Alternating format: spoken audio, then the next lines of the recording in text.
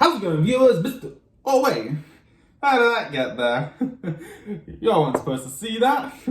Let's do that again. How's it going, viewers? Mr. Incredi-Brony's back and he's roll the punches, baby. Welcome to Incredi-Brony Reacts. We're checking out a video titled The Entire History of Battle for Dream Island, animated by Tyler Lant.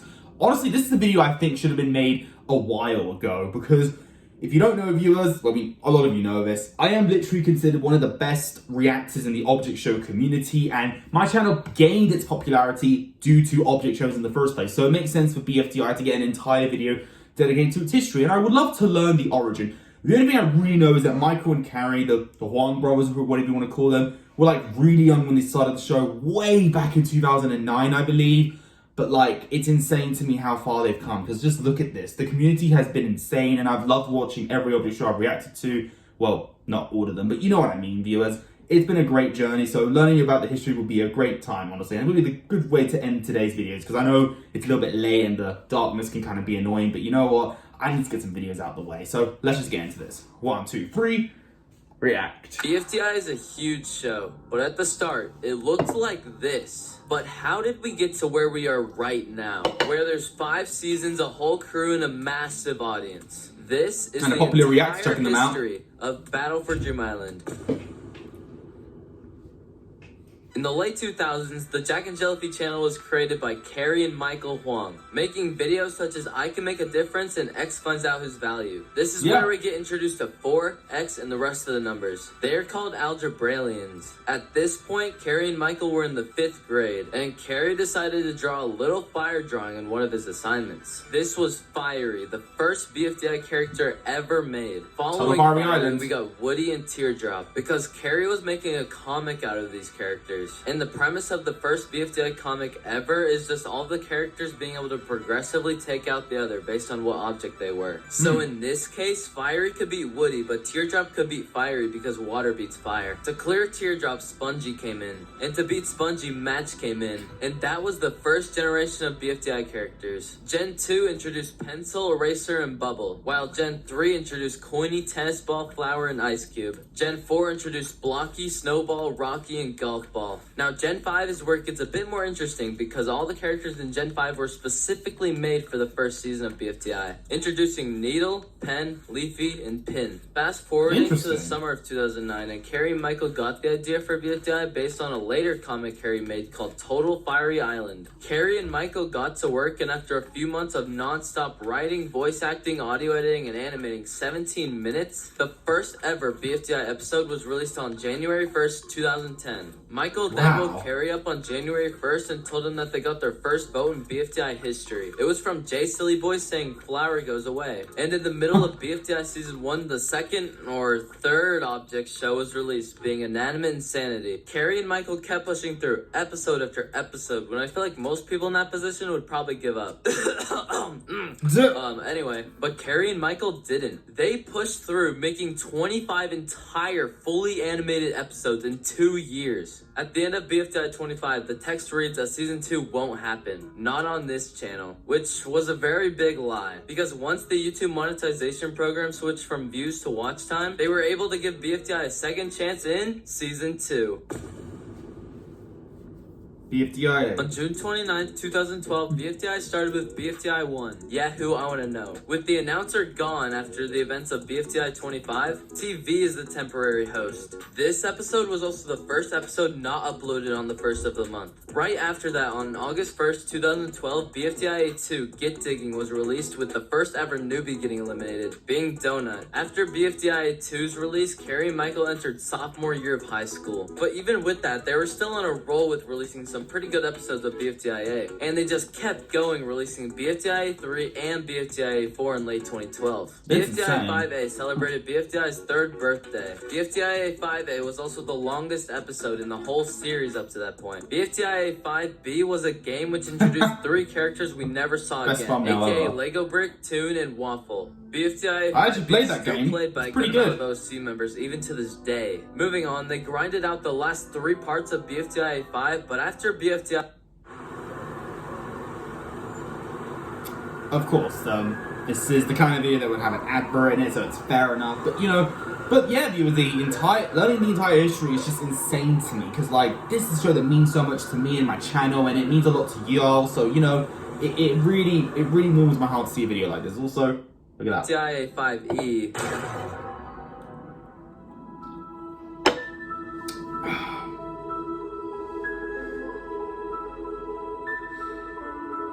I'm surprised I even continued it, honestly. That's like one of the best reactions of mine, if I'm being honest. Where are we? Welcome to the late 2013 to the early 2016 BFDI era.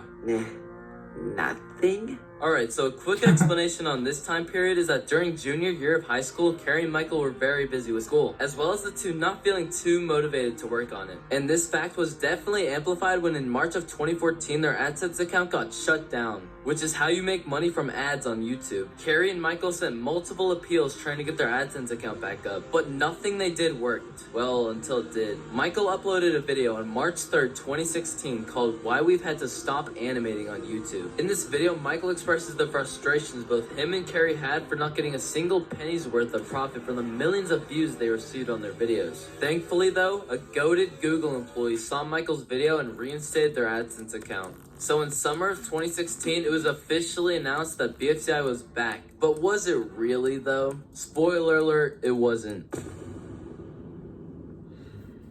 IDFB 1 dropped on September 1st, 2016, and while I think it gets praised nowadays, it wasn't very expected to say the least in 2016. But it was a really nice return to BFDI, with really high quality, polished animation. Sadly, that may have been the very thing that killed IDFB. Along with the Huang twins being busy with college, IDFB 2's original release date of October 1st, 2016 was further delayed to December 1st, 2016. And when December 1st, 2016 came, there was no IDFB 2 to be found. Entering 2017, Carrie was focusing more and more on Carrie Cage videos in the start of the year, but in the summer of that year, Carrie and Michael had a thought. They were like, you know IDFB? Yeah. How about we just skip it and move on to the 4th season where quality doesn't matter as much and we can just make low stakes episodes just like we did in early BFDI. Yeah, sure, man.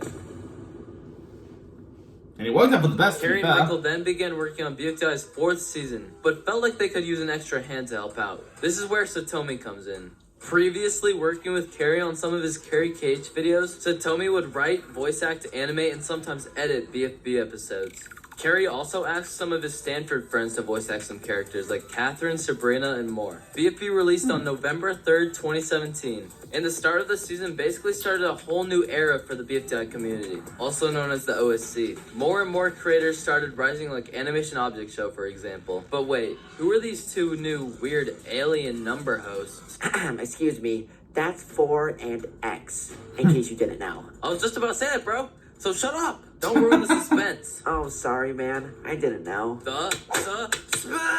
Oh my gosh! Anywho, BFB had a really good start, and I don't think it was very clear to the fan base that BFB was supposed to be this sloppy, kind of low-effort season. Because over BFB's first few months, people started getting their standards for BFB episodes up and up and up. And it was definitely showing based on how the episodes went from taking 2 to 3 weeks to taking sometimes 4 to 6 weeks to make. Based on what I would assume was the constant pressure from fans to keep making better and better episodes on a regular basis. With a very small team, which is definitely not reasonable. Which is why after BFB 12, there were very little updates about BFB, and we wouldn't see BFB's 13th episode until a whole year later. And it was definitely worth it back then. It was a really good time to be in the community because right after BFB 13's release, the first ever BFDI Plus was unveiled at the 2019 BFDI meetup. Now about BFB 14, it was originally planned to be released on August 7th, 2019, although it got pushed back to August 14th, 2019, but then got pushed back again to August 24th, 2019. And it was super agonizing having to see all those delays, but man was it worth it. As BFB 14 was and still is a very good episode that was worth the wait in its entirety. After BFB 14's release, Carrie would leave the US to Japan to study abroad. For BFB 15, Satomi and Pokey would take over as pretty much the main directors of BFB 15. Once Carrie returned to the US, him and Michael decided they wanted a more lighthearted, fast turnaround BFDI, but still wanted to satisfy the fans who wanted the character development and high quality animation. Thus, post-split BFB and Teapot were born.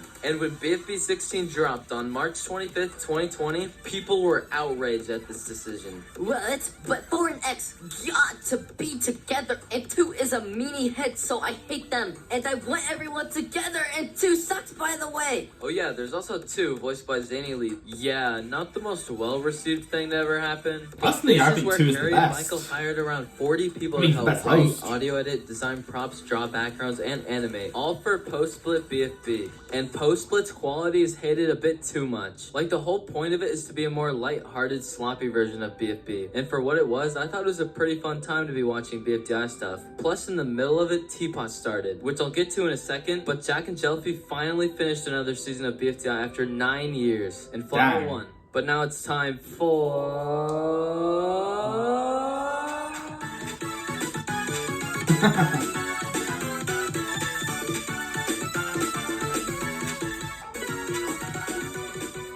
Now we're pretty much where we are now, where Teapot and BFDIA episodes come out every 2 months or so. Oh yeah, BFDIA 6 came out on September 1st, 2023, which is insane because it was 10 I years know. late. And with Teapot episodes getting better and better, I have no doubt that BFDI will keep going for many years to come. But even with all of that, one day the BFDI story might come to an end. But the amount of amazing, memorable BFDI moments will be cherished by so many people for many, many more years to come. So this one goes out to Carrie and Michael. Thank you! Well said, Tyler. Well said. Okay, I think that's about it. You know what? Let's see if we could... Oh. Wrong button. For years to come. So this one goes out to Carrie and Michael. Thank you! That's a great way to end it.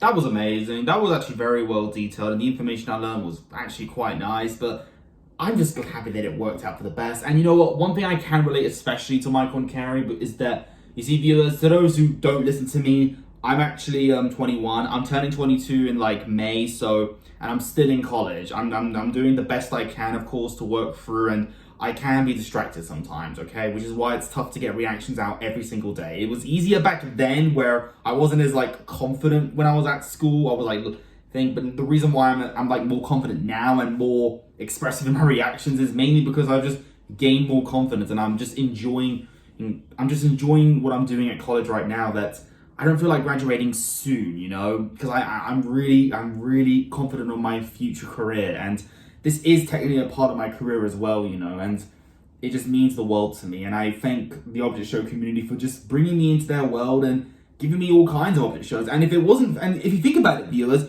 I also feel responsible for other object shows because there are actually shows that were made specifically for me to react to and like featured me sometimes in them voice acting. So it means a lot to be a part of this community. They're not only started with 2 unknown people that wouldn't expect to gain this amount of attention, but now look at me. I wasn't expecting all this attention, and now I'm getting shows either involving me or completely made for me. Like, that's just unbelievable, and it really touches my heart, and I really cannot wait for what happens next in Teapot or BFDIA.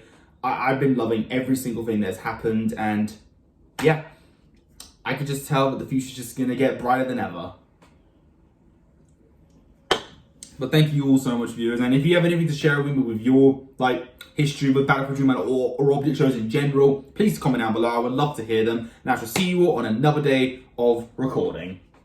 But if you are enjoying this particular video, leave a like on it. Don't forget to subscribe if you're interested. Follow me on Instagram. And until then, stay positive, keep calm, stay safe, be incredible. And as always, Brony on. Peace.